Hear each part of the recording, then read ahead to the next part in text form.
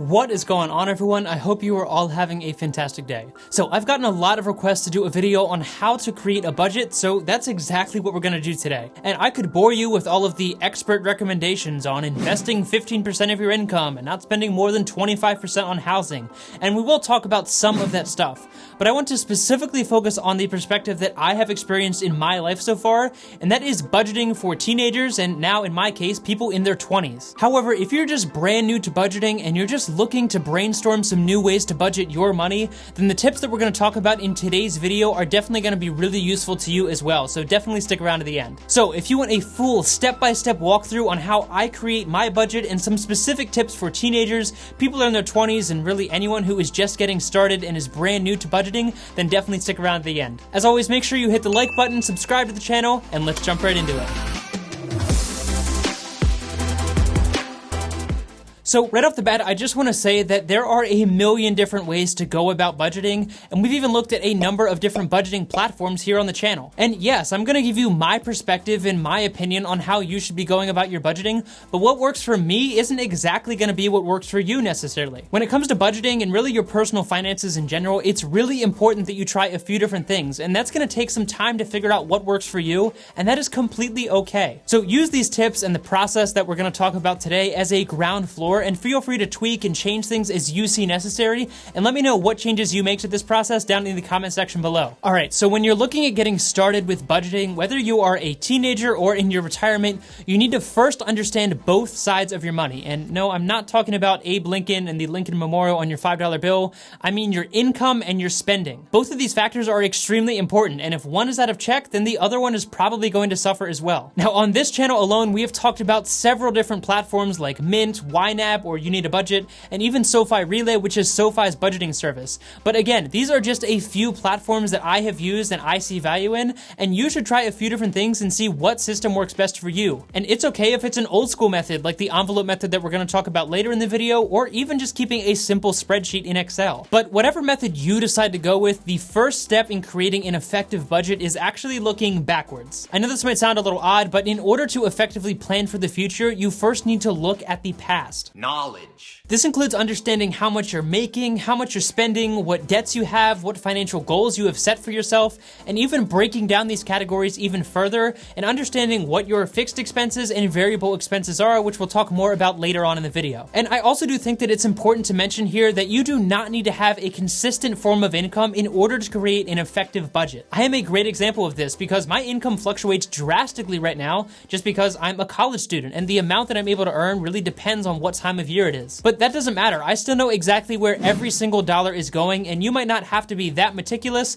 but just knowing what money is coming in and where that money is going is really important and necessary if you're going to make any changes needed to improve your budget and therefore improve your overall financial health. So take some time, maybe a few weeks or even up to a month, and spend some time observing your habits, specifically on the spending side of things. Obviously, if you have a consistent form of income where you get the same exact paycheck every other week or however often you get paid, then that income is going to be pretty stable. But I'm guessing most of us have some sort of habit or multiple habits on the spending side of things, whether they be good or bad habits. And even if you aren't using one of the platforms that we talked about earlier like Mint, I'm sure the bank that you use does allow you to at the very least see where you're spending your money, and that is a great place to get started in order to look backwards and see what spending habits you have developed. And I do want to address that I know I'm gearing this video towards a younger audience, so if you are a teenager watching this right now and you're saying to yourself, well, I don't make a lot of money and I don't spend a lot of money because I live with my parents, then there's nothing to worry about. That's completely okay, and it's really not that important at the moment. Obviously, in order to create a structured budget on how much you're making and how much you're spending, you have to make money and spend money.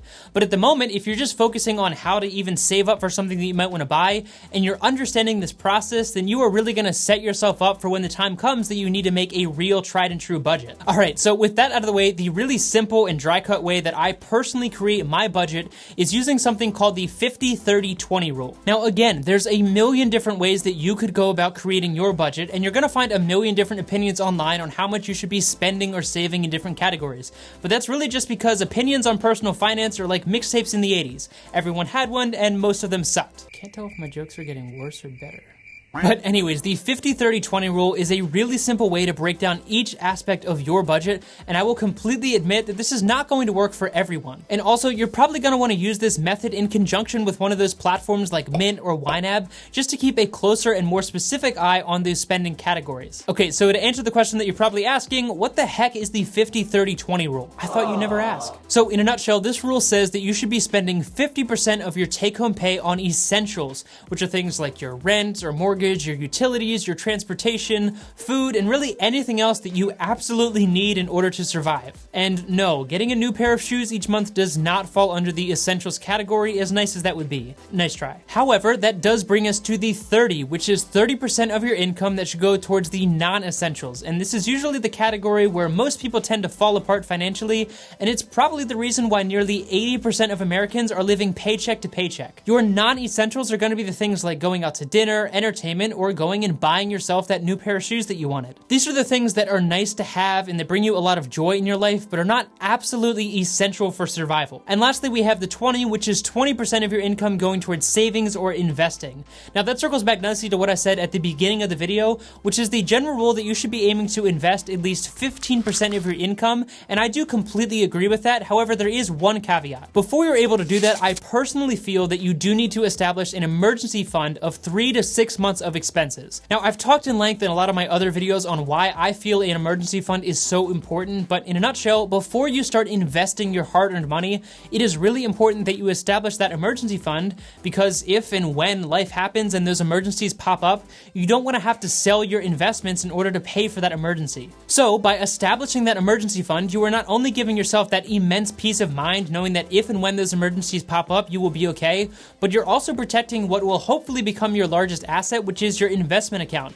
because you can use that emergency fund and replenish it as necessary, and you're not going to pull money out of your investment account in order to cover those emergencies, which could be a huge setback financially in the long term. So that's a really quick breakdown of the 50-30-20 rule that I personally use for my own budgeting, and if you do want a more detailed breakdown on this system, then there are plenty of videos and articles all over the internet that will give you a lot more in-depth look at this system. But again, you need to tweak things and find what works best for you. For example, personally, I save significantly more than 20% of my income, and honestly, that's just because I'm currently a college student and, well, I live like a college student. And also, I don't spend a lot of money, and the fact that I make a good amount of money for my age means that I'm able to save significantly more than what the average person saves. However, it's important that you look at your situation and tweak these categories where you feel it's necessary, but don't get carried away with the non-essential category, because if anything, you might want to reduce that 30% number if possible. Okay, so we've talked about the importance of budgeting, what system I personally use, but how should you actually go about tracking this information? Well, personally, I would recommend using one of those platforms like Mint, YNAB, or SoFi Relay,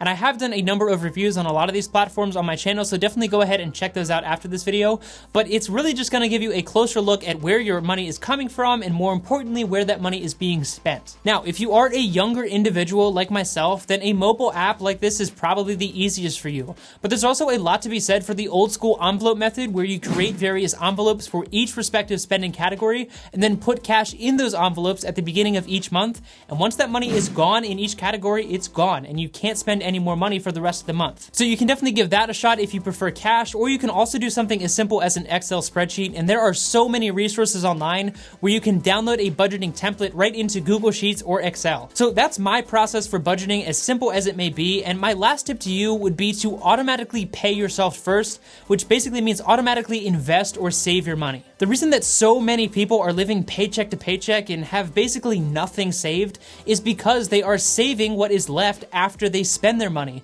And really, this is completely backwards, since you want to be spending what is left after you save. Knowledge. And lastly, be really careful comparing yourself to others. I know this might sound really cliche, but I understand that it can be really upsetting and frustrating to see your friends going out and buying really nice, extravagant things, but you don't know their situation. Maybe they have a parent who's giving them a credit card, or maybe they are just racking up credit card debt themselves and putting on this facade. Just stay in your lane, stay focused on your financial goals, and I know these steps might sound a little weird and abnormal, but as we've mentioned before here on the channel, being abnormal with your finances is a really good thing, considering the average normal person is completely broke. So let me know what you think of this approach to budgeting down in the comment section below, and what method and platform you currently use to budget your own money. As always, if you did enjoy today's video, make sure you hit the like button, subscribe to the channel, and share this with someone who you think could get get value out of this content as well. And as always, take it easy, and I'll see you in the next one.